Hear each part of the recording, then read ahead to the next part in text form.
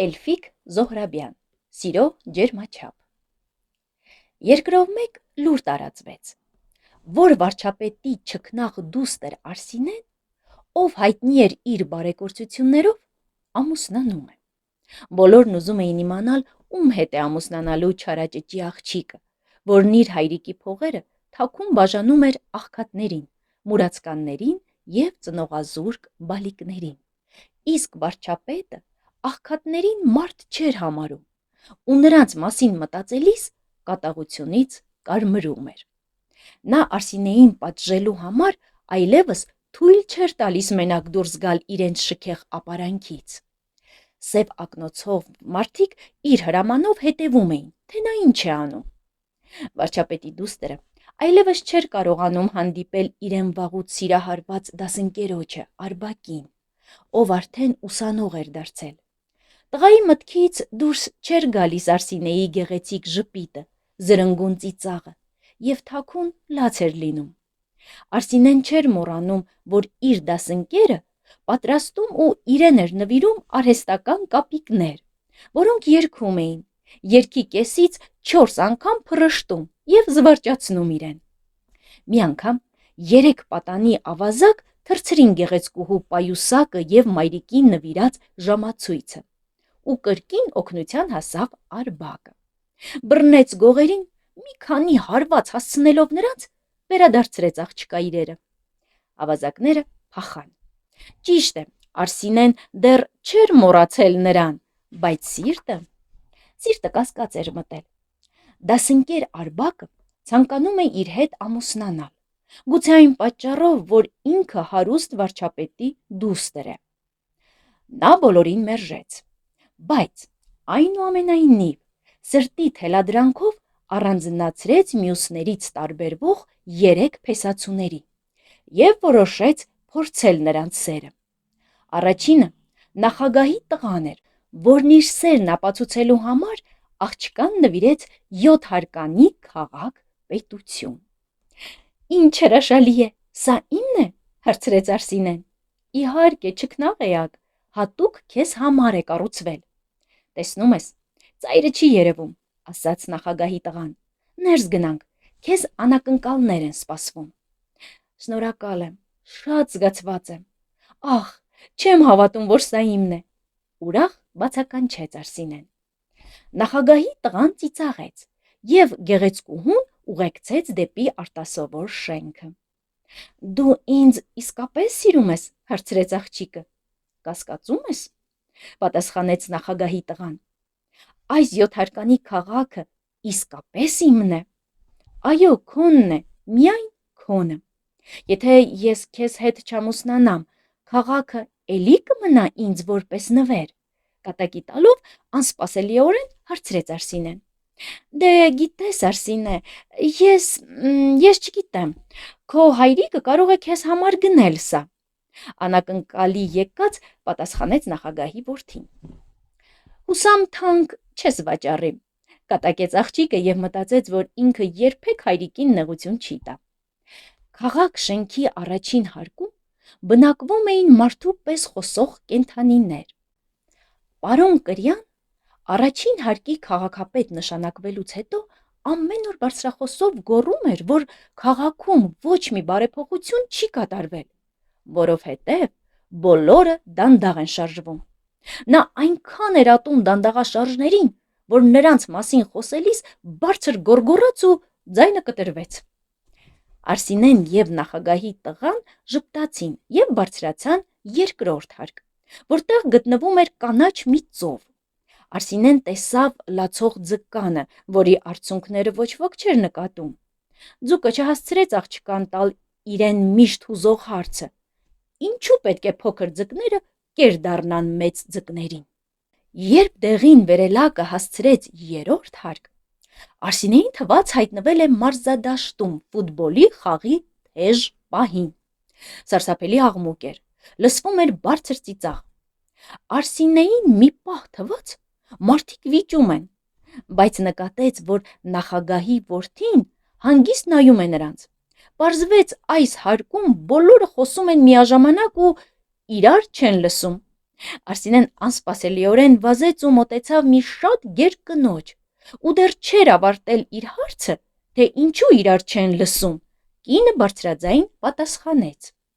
«Մենք ապրում ենք, ոնց ուզում ենք»։ Վարչապետի դուստրը ժպտաց և մոտեցավ ուրիշ մարդկանց։ Նա զվարճանում էր, զրնգում ծիծաղում, երբ իր հետ բոլորը միաժամանակ խոսում էին։ «Գնանք, Արսինե, նրանք անուղղելի են», ժպտալով ասաց նախագահի տղան։ 4-րդ հարկում էր գտնվում աշխարհի ամենամեծ գյուղը, որտեղ համարյա ամեն ինչ կանաչ էր։ Դարպասների մոտ մի պառավ էր կանգնած, ով ամեն օր այդ նույն ժամին 24 րոպե անիծում էր երկրի նախագահին։ «Ատամներդ թափվեն, մնա մի ցավոտ ատամ, դա էլ այնքան երկարի, որ չկարենաս քայլես»։ «Գայլը տարել է սրա միակ այծին», հանգիստ ասաց նախագահի տղան։ Արսինեն մոտեցավ ու սիրալիր հարցրեց պառավին. «Տատիկ, եթե գայլն է տարել քո այծուկին, ինչու ես նախագահին անիծում»։ «Բա ում անիծեմ, սիրուն աղջիկ», աշխուժացավ պառավը։ «Եթե երկրի նախագահը լավը լիներ, շնորհքով մարզպետ կուղարկեր,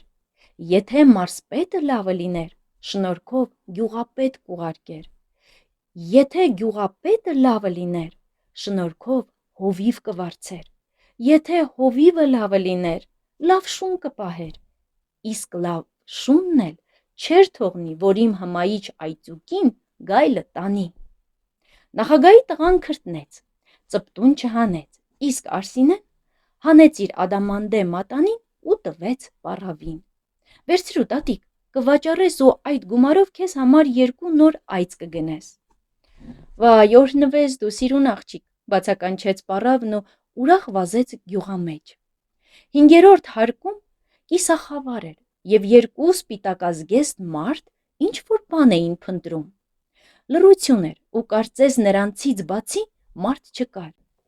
Արսինեն չհամբերեց ու հարցրեց. «Բարև ձեզ, բարի մարդիկ, ում եք փնտրում, օգնության կարիք ունեք»։ «Սիրելի Արսինե», ճանաչելով վարչապետի դստերը, պատասխանեցին նրանք, «լապտերով մարդ ենք փնտրում, այնպիսի մարդ, որ իր անձի չափ սիրի մյուս մարդկանց ու հավատարիմ լինի»։ «Դեռ չեք գտել», թաքնված հիացմունքով հարցրեց աղջիկը։ «Դեռ միայն 3 եղբոր ենք գտել, ովքեր ամեն ինչ հավասար են կիսում, իրար հարգում են ու շատ սիրում։ Եթե նրանցից մեկը բացակայում է, ոչինչ չեն ուտում,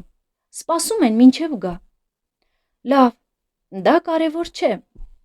«Չգիտես ինչու», բարկացավ նախագահի որդին, «արի իջնենք շենքից»։ «Բայց մենք դեռ չենք եղել 6-րդ և 7-րդ հարկերում»։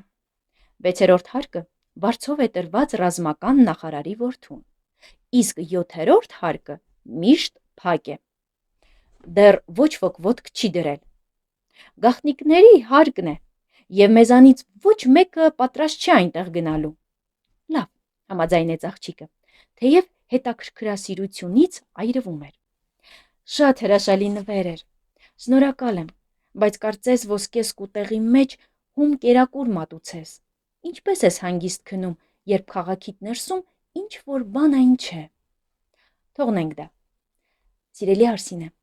գիտեմ, որ մի փոքրիկ առանձին պետություն կա հայրիկիդ ձեռքի տակ։ Դա կարող է ինձ նվիրել, եթե համոզես նրան», կատակի տվեց նախագահի որդին։ Գեղեցկուհին դառը ժպտաց ու ոչինչ չպատասխանեց,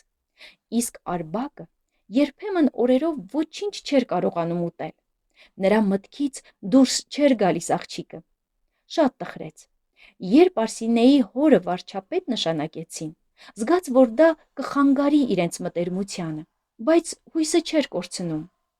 Ուսանող դառնալուց հետո որոշեց այնպիսի մի բան մտածել, որ հաղթի իր մրցակից փեսացուներին։ Ավաղ, ինքը հարուստ չէր,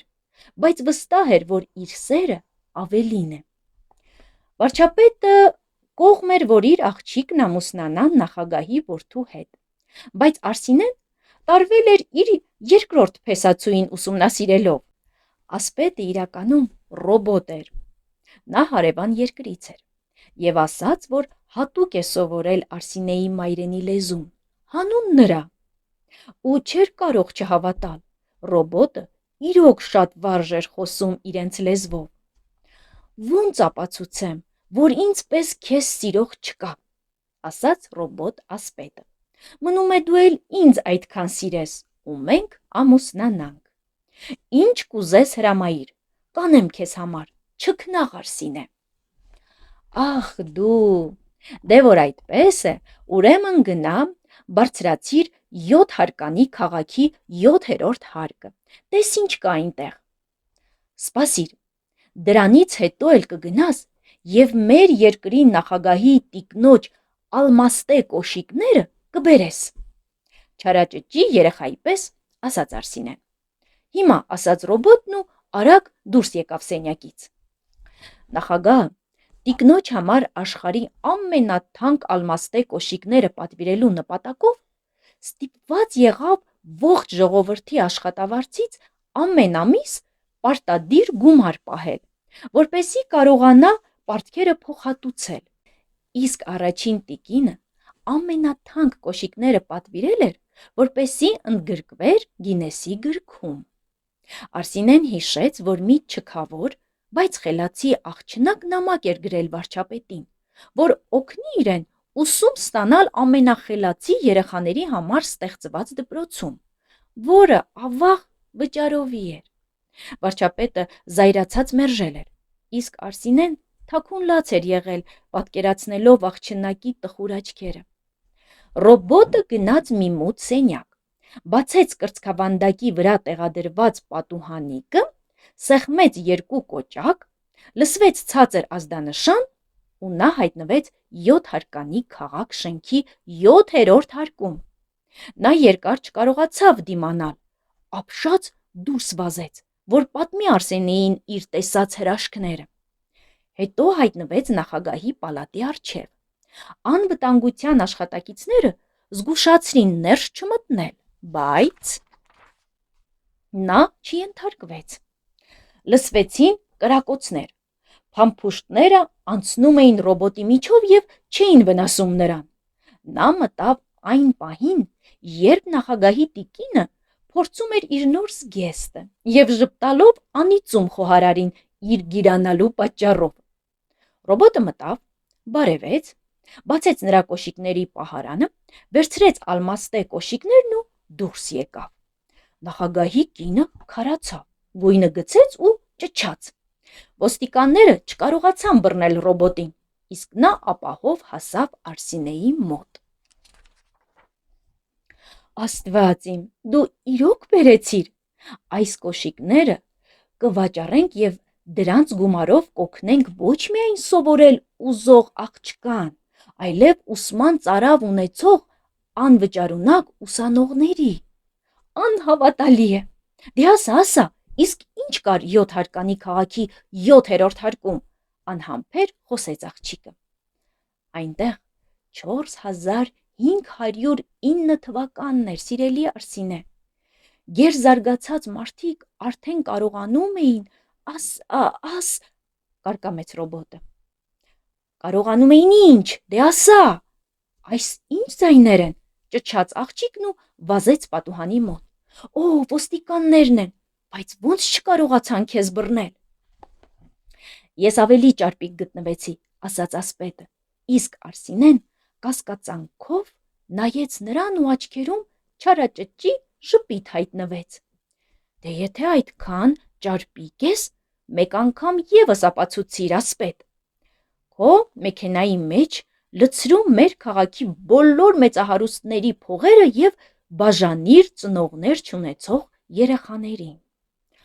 Ախ, Արսինե, շատ դժվար բան ես ուզում, բայց հանուն քեզ կանեմ։ Տուր ինձ 6 օր ժամանակ, ասաց ռոբոտն ու արագ գնաց մութ սենյակ։ Բացեց կրծքավանդակի պատուհանիկը, սեղմեց 34 կարմիր կոճակը։ Կրծքավանդակի էկրանի վրա երևացին 251 հոյակերտ տներ։ Ամբողջ քաղաքը իրարանցման մեջ էր։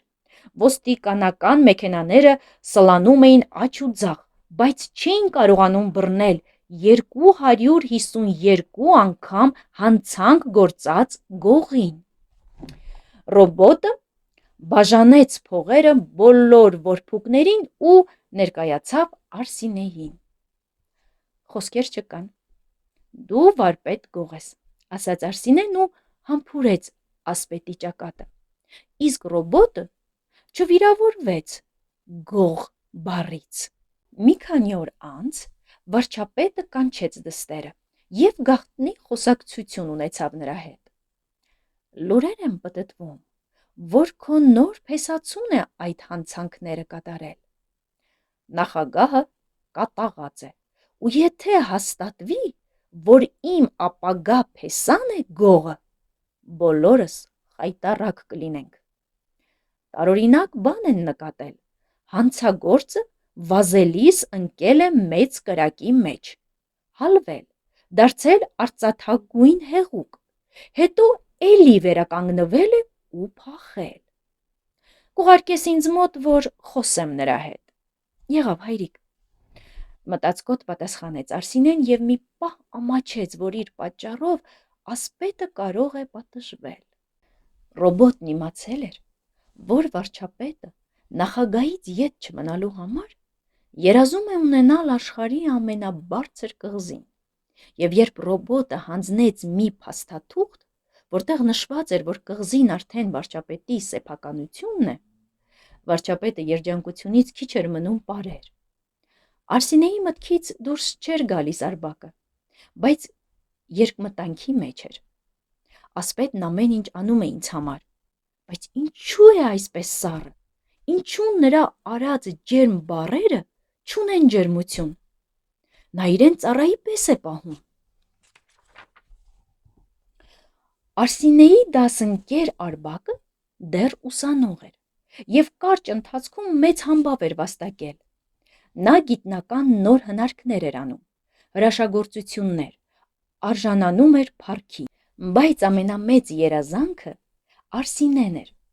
Ուսանողը ստեղծեց խոսող համակարգիչ, որը ծիծաղում էր ու լալիս մարդու պես, ստեղծեց նաև օդում անշարժ մնացող 21 հարկանի շենք, ամենանշանավոր երգիչներից ավելի լավ երգող գլոբուսներ և 44 րոպեում Մարս մոլորակի թանգարանում հայտնվելու ճոպանուղի։ Ուսանողը որոշեց ստեղծել այնպիսի բան, որ աշխարհը խոսի այդ մասին, և ինքը վերջապես կարողանա հանդիպել իր սրտի տիրուհուն։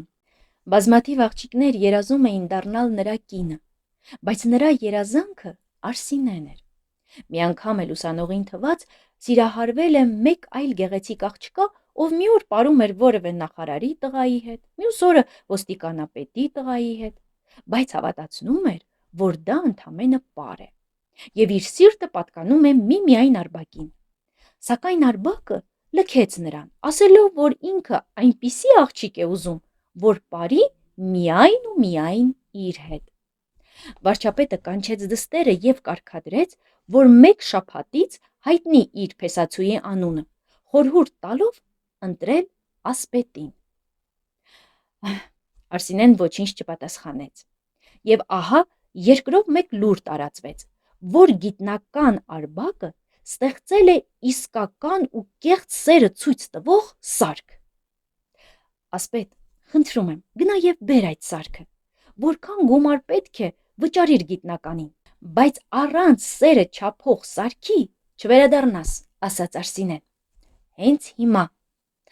պատրաստակամ ասաց ռոբոտն ու արագ քայլեց դեպի մութ սենյակ։ Ողջ ժողովրդի երազանքն էր ունենալ սերը չափող սարքից, որպեսզի բացահայտեր ով է իսկապես սիրում, իսկ ով ոչ։ Երբ ռոբոտը բերեց սարքը, աղջիկը երեխայի պես սկսեց ցատկոտել ուրախությունից։ Դե,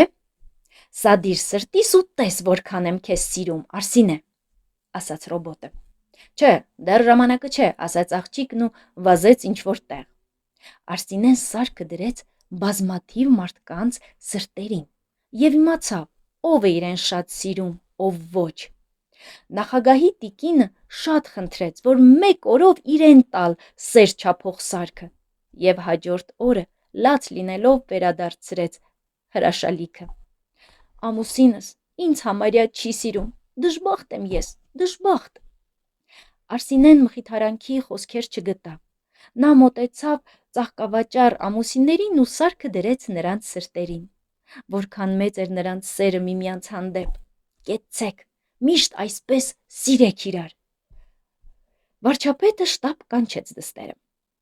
Էլի չարաճճի երեխայի պես ես քեզ պահել, Արսինե, այդ ինչ սարք է, որ կռիվ է գցել մարդկանց միջև։ Նախագահը ահա որ զայրացած է, որ դա բացել է իր ընտանեկան գաղտնիքները։ Հայրիկ, դա կոչվում է սիրո ջերմաչափ, որը ցույց է տալիս այն, ինչ կա։ Ուզում ես ասել, ես հիմա կարող եմ պարզել, թե դու ինչքան ես սիրում ինձ։ Իհարկե, ասաց աղջիկն ու ջերմաչափը դրեց իր սրտին։ Նայիր, հայրիկ։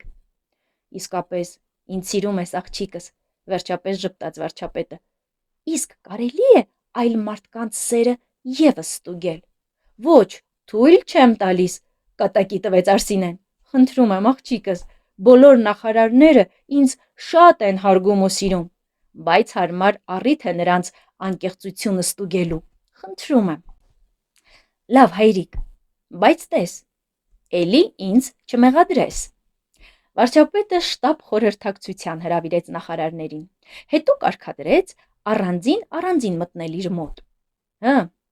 Ինչպես է մեր երկրի ֆինանսական վիճակը, հարցրեց ֆինանսների նախարարին։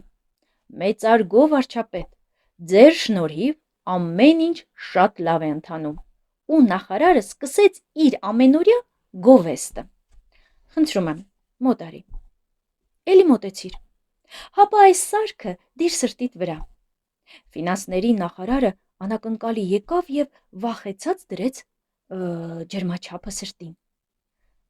-21, բղավեց վարչապետը։ Դուրս այստեղից, ստոր, դու նույնիսկ ատում ես ինձ։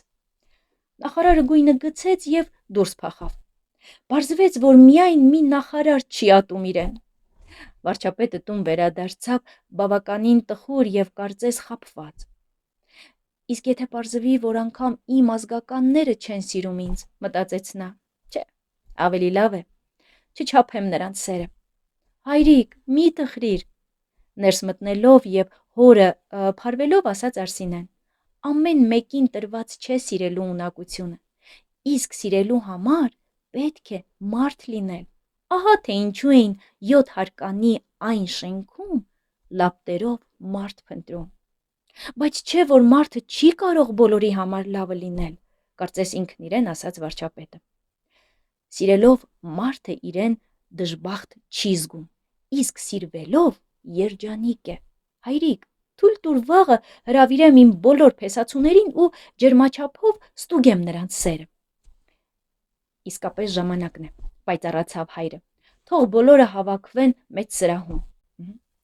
Արսինեն ռոբոտին խնդրեց հրավիրել նաև սիրո ջերմության չափը ցույց տվող սարքը ստեղծողին։ Հաջորդ օրը ամբողջ երկիրը սպասում էր սիրո նոր բացահայտումների։ Բառասրահում էին ականավոր մարդիկ, լրագրողներ, երկրի բարձրաստիճան պաշտոնյաներ,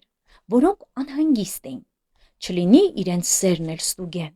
չէ որ սիրո ջերմաչափը ցույց է տալիս իսկականն ու անիսկական սերը։ Ռոբոտը վերջում եկավ։ Նա ընկել էր մի ջրափոս, հետո հորդ անձրևի տակ եւ կաղալով էր քայլում, չէ որ թրջվելը հակացուցված էր նրան։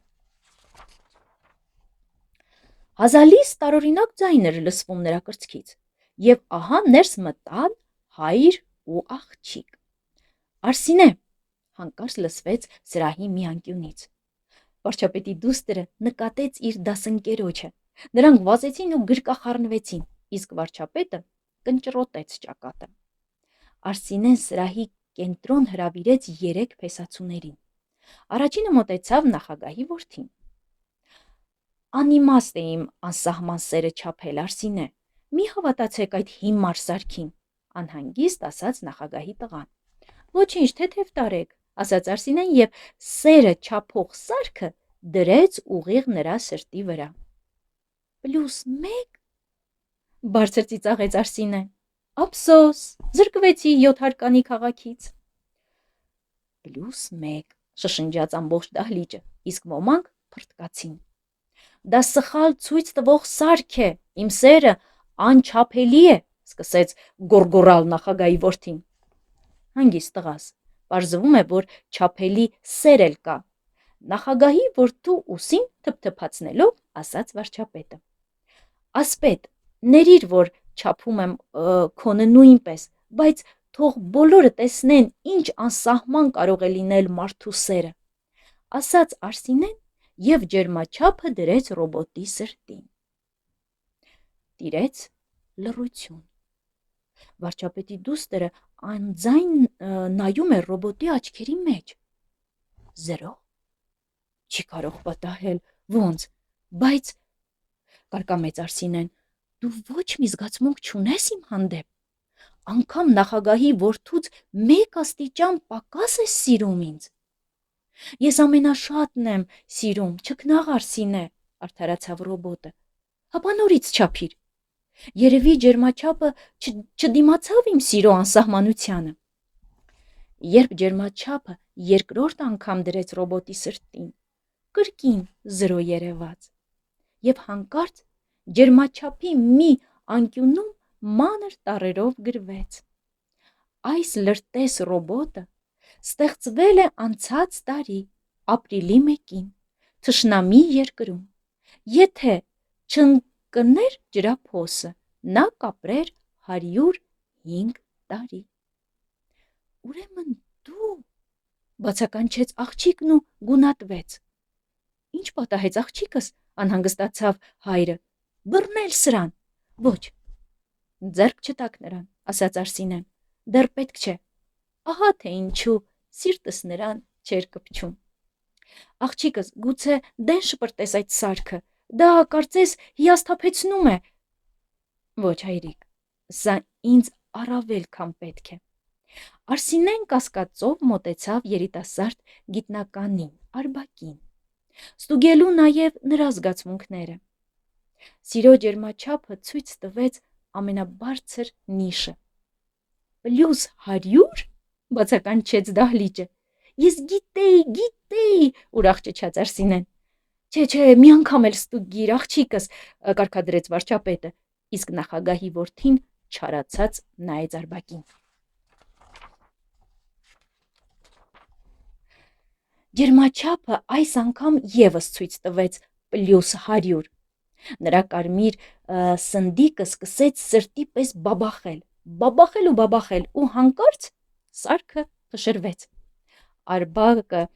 թախծոտ ժպտաց, իսկ Արսինեն հուզված ասաց. Ահ, այսինչ եղավ, ներիր Արբակ, երևի պետք չէր կասկածել քո սիրուն, բայց ոչ, այս ջերմաչափի վրա չկար անսահմանության նիշը։ Քո սերը +100-ից բարձր էր, ահա թե ինչու չդիմացավ ջերմաչափը։ Երևի աշխարհի բոլոր սերերը չափելիս ջարդվեն սարքերը սիրո ջերմության անսահմանությունից։ Ես քեզ սիրում եմ, Արսինե, և թող բոլորի սերը անչափելի լինի, հաղթական ժպտալով ասաց Արբակը։ Ներկաները ծափահարեցին, իսկ ռոբոտը հանկարծ էլեկտրական սղոցի ձայն արձակեց ու կազմաքանդվեց։ Բացվեց նրա կրծքավանդակի պատուհանիկը և էկրանին գրվեց. Հետախուզման ավարտը։ Արսինեն և տխուր, և ծիծաղով օգնեց բարձրացնեն ռոբոտի երկաթե մարմինը, հրամայեց սև տուփի մեջ դնեն ու նետեն ծովը։ Վարչապետի աղջկա համառ խնդրանքով իր հարսանեկան հանդեսին ներկա էին երկրի բոլոր աղքատ երեխաները։ Նրանք ուրախ պարեցին և երջանկություն մաղթեցին Արբակին ու Արսինեին։ Բա, այսքանը, կհանդիպենք հաջորդ անգամ, իսկ դուք լսելուց հետո բաժանորդագրվեք Արի լսի YouTube-յան ալիքին, կհանդիպենք։